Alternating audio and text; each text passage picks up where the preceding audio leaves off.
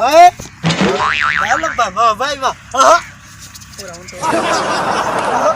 वे लग गया मैंने हो बड़े आराम कारक के बड़ा बंदा परेशान है की होया और यार खत्म दीवाना लेट हो गई कोई मौलवी नहीं लगदा पिया मौलवी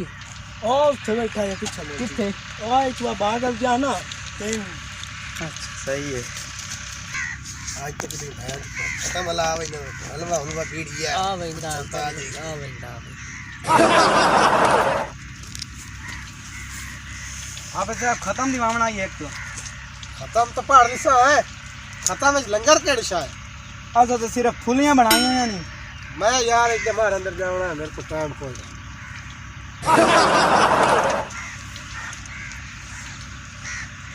ये किसे बैन तो नहीं पे लबदा मैं तो सारी बैनी छाड़ मारी है को मस्जिद में मौलवी कोई नहीं सारे पता मौलवी गए किधर बस बंदे तो बैठे हैं शायद आ गए बैठे थे मौलवी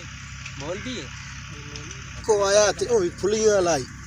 हलवे वाला कोई हमदा ना हां भाईंदा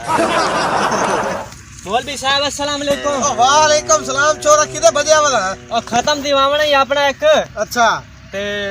आ वो को टाइम दिवा सानू भी बाशो देर तू अच्छा इधर पे लंगर संगर की पकाया है लंगर तो और कुछ नहीं गरीब बंदे हैं सिर्फ ऐसे रोड़ी बननी और तक आशा नहीं ओ यार मैं जावना कि कहीं और दे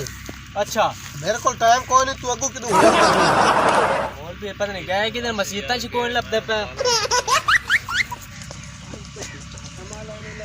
खत्म पड़ा हमने बोल भी लब वो इधर बड़ी बात